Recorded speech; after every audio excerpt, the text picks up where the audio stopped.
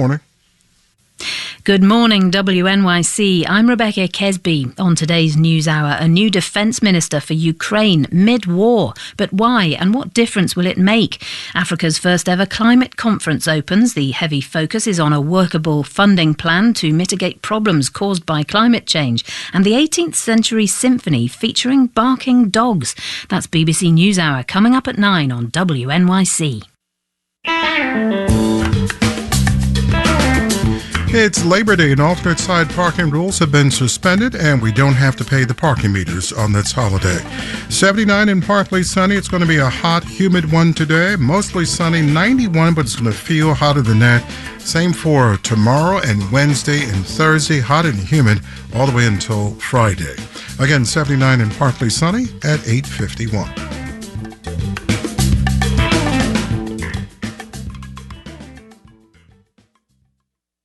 WNYC supporters include the New York Community Trust. Listeners can champion the causes they care about for generations through charitable gifts in their wills with the New York Community Trust. Learn more at thetrust.nyc. On the next All of It, a show of Kids Lit. We'll spend an hour on the life and legacy of Judy Blume with the filmmakers behind a documentary about the author, as well as a director and star of an adaptation of Are You There, God? It's Me, Margaret. Plus, an installment of our series Get Little with Diary of a Wimpy Kid author Jeff Kinney. I'm Allison Stewart. Join me for All of It, weekdays at noon on WNYC.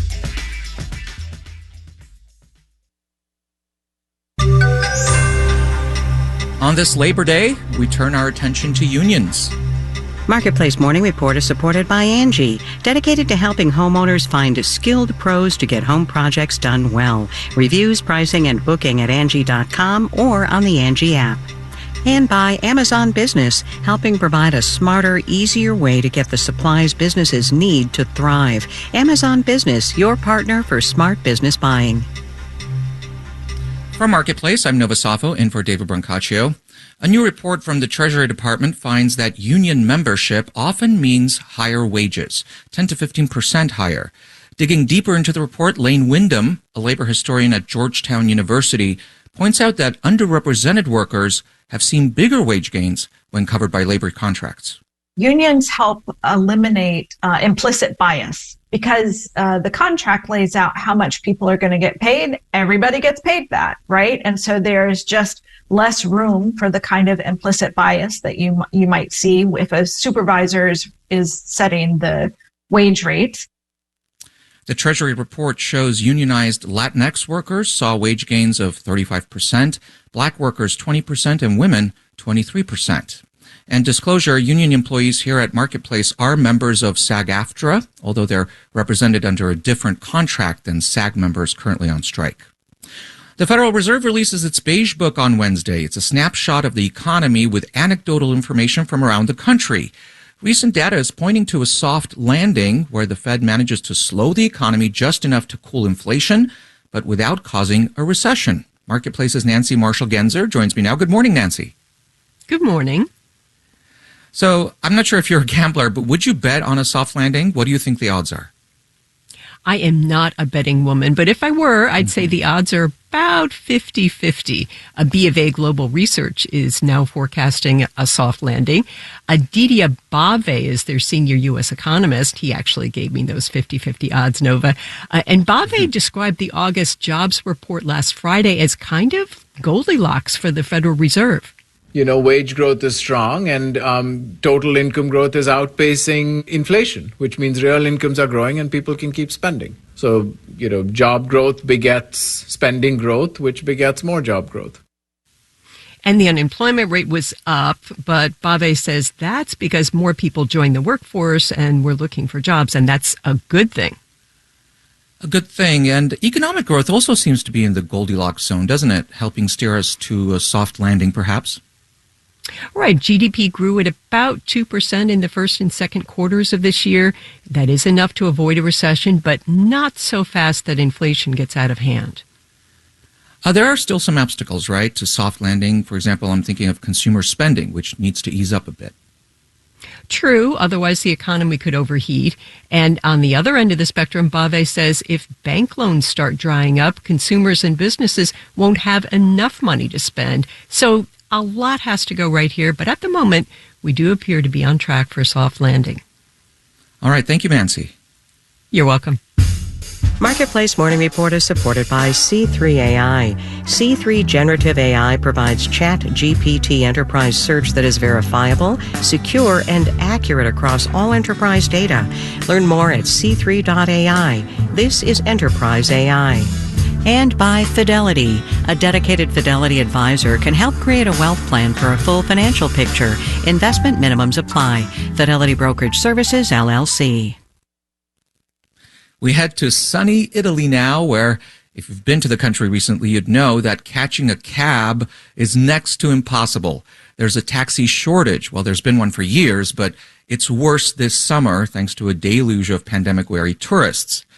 Italian drivers' unions, though, are resisting a push to increase the number of licenses to help alleviate this problem. The BBC's Leanna Byrne reports about the demand and supply issue that's become intractable.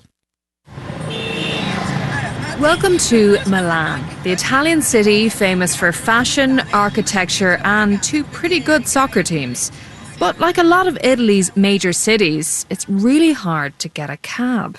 When you arrive in the station, for instance, during the evening or during weekend, you have to wait a lot, and sometimes there is no taxis. That's Arianna Sensi, Deputy Mayor of the Municipality of Milan.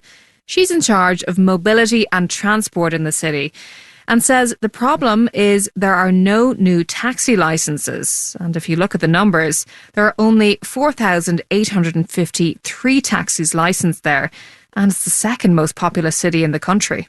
We have been issued for the last 20 years no new licenses. But in our city, the population increased and the number of tourists was more than double, and there are a lot of events, great events in the city.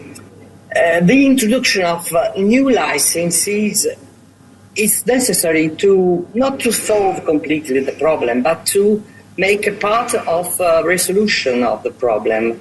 Part of the problem is how you get a taxi licence in the first place.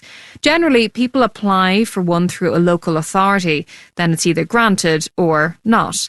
But in Italy, these applications are extremely rare or are very limited. I think that in Milan, in all the big cities in Italy, if we will have more licenses, more taxis, we will have a lot of people that take taxis. A sort of a new job, more job for everyone. I'm sure about this. The thing is, the other part of this problem is that existing taxi drivers don't want that. Since it's so hard to get a taxi licence the official way, taxi drivers have been selling their old licences to new drivers who want to enter the market, and it can cost hundreds of thousands of dollars to buy one. So if you're a taxi driver who bought a licence for a lot of money, and suddenly more licenses get pumped into the system, the value of that licence could drop. But Arianna Sensi says they could be changing their point of view. I see that there is a new way of thinking. So I can say that Milan is going to push for this changement. And I'm sure, because it's a possibility for everyone. A new possibility of job for new drivers, a new space for the traditional taxi drivers. There is space.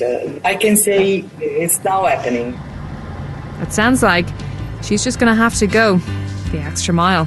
I'm the BBC's Leanna Byrne for Marketplace. Ah, Italia. I'm Nova Safo with the Marketplace Morning Report. From APM, American Public Media.